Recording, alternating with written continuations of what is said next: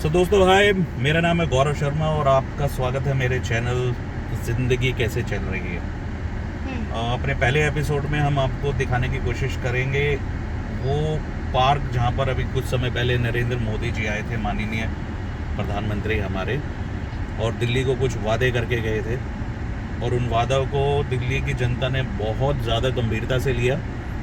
और एक ऐसी सरकार को बर्खास्त करके उखाड़ के फेंक दिया जो मुफ्तखोरी पे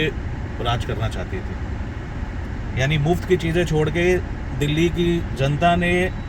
भाजपा को मौका दिया राज करने का, शासन करने का, ताकि दिल्ली जो है वो नर्क के उस गड्ढे से निकल सके जिसको पिछली पार्टी ने पूरी तरह से उस गड्ढे में डाल दिया था। तो मैं आपको सबसे पहले ले जाके दिखाता हूँ वो ग्राउंड जहाँ पर कुछ समय पहले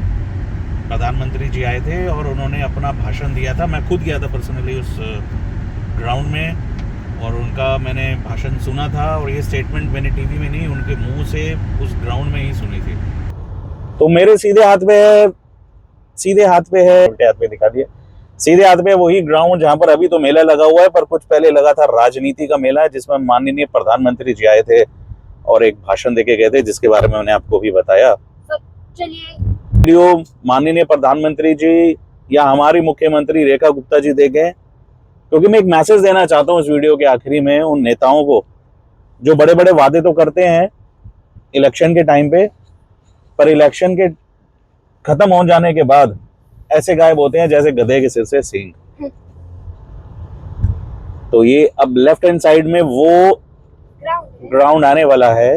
जहां पर आए थे हमारे माननीय प्रधानमंत्री जी।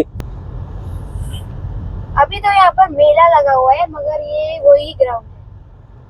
है। और इस ग्राउंड को सजाया गया था माननीय प्रधानमंत्री जी के लिए। पूरा चाकूबंद हुआ था, हजारों की संख्या में लोग आए थे right before the election of Delhi. Chief minister candidate जब रेखा जी को चुना गया उसी इलेक्शन के द्वारा। और मैं ये नहीं कहना चाहता हूं कि भाजपा सरकार आने के बाद काम नहीं हो रहे हैं, काम बहुत अच्छे हो रहे हैं, बहुत स्पीड से हो रहे हैं और कई नेता तो इतना ज़्यादा अच्छा काम कर रहे हैं कि वो मेरी कॉन्स्टिट्यूंसी में तो नहीं है, मैं उत्तम नगर कॉन्स्टिट्यूंसी में हमारा पड़ता है, पर मैं दूसरा कॉन्स्टिट्यूंसी में जब देखता हूँ, रविंद्र सिंह नेगी मैं जैसे नाम देना चाहूँगा उनका, पटपड़गंज विधानसभा से हैं वो, जिस हिसाब से जुझारू तौर से वो सड़क पे उतर के पानी के निकालने के लिए, गंदगी साफ कराने के लिए, नशे लते जुओं की दुकानें बंद कराने के लिए, आस्थाओं से खेलने वाले लोगों से रूबरू होकर उनसे जुझारू रूप से लड़ रहे हैं, तो कुछ इस तरह के नेता भी हैं हमारे यहाँ भी जो ऐसे गायब हुआ है काम के टाइम पे जैसे पूछो मत भाई साहब। और वो नेता है, मैं बहुत ओपनली उनका नाम ले रहा हूँ, पवन शर्मा जी, हमारे उत्तम नगर के विधायक, जो इलेक्शन जीतने के अगले दिन से नजर आते हैं, बहुत ज्यादा नजर आते हैं, फेसबुक पे नजर आते हैं, रक्तदान शिविर केंद्रों में नजर आते हैं, इनॉग्रेशंस में नजर आते हैं, किसी चीज का मुहूर्त हो वहां नजर आते हैं, दूसरे की कॉन्स्टिट्यूंसी में नजर आते हैं, बट एक जगह नजर नहीं आते,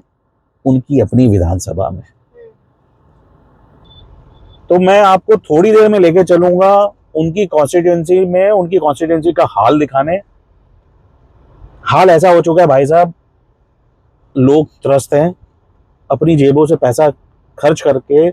नालियां, सड़कें ठीक करा रहे हैं अपनी पैसों से, और वो भी हम भी आते हैं। हम तो बहुत आगे आते हैं, हम तो पागल ही हैं एक्चुअली जो ये काम कर रहे हैं। यानी सरकार का काम छोड़ के हम अपना काम छोड़ के सरकार का काम कर रहे हैं। और सरकार में पवन शर्मा जी सिर्फ उत्तम नगर के विधायक, और मैं माननीय मोदी जी से उनकी खुले तौर पे कंप्लेंट करना चाहूंगा कि इन नेता से, श्री पवन शर्मा जी के काम से मोदी जी, जनता बिल्कुल खुश नहीं है। इतना सूखा के बाद भारतीय जनता पार्टी को दोबारा मौका दिल्ली में मिला है, तो आप इस मौके को व्यर्थ में ना गंवाएं। और प्लीज पवन शर्मा जी जैसे नेता जो अपनी कॉन्स्टिट्यूंसी में काम नहीं कर पा रहे हैं, या तो उनसे उनका कारण पूछे कि वो ऐसा क्यों नहीं कर पा रहे हैं, या आप उनकी चेष्टा को भी देखें कि भाई वो करना भी चाहते हैं कि नहीं करना चाहते हैं। क्योंकि अभी रिसेंट एक एपिसोड हुआ है जहां पर लोग उनसे मिलने गए थे और उन्होंने सीधे अपने हाथ खड़े कर दिए कि भैया मेरी बस की तो कुछ नहीं है। तो आप समझ सकते हैं कि वो अभी 6 महीने भी नहीं हुए उनको जीते हुए, और 6 महीने में जो व्यक्ति हाथ खड़ा कर रहा है वो आने वाले 4.5 साल में जनता को क्या डिलीवर करेगा, ये बहुत बड़ा प्रश्न मार्क है। आपको मैं नेक्स्ट वीडियो में दिखाता हूँ बाकी चीज।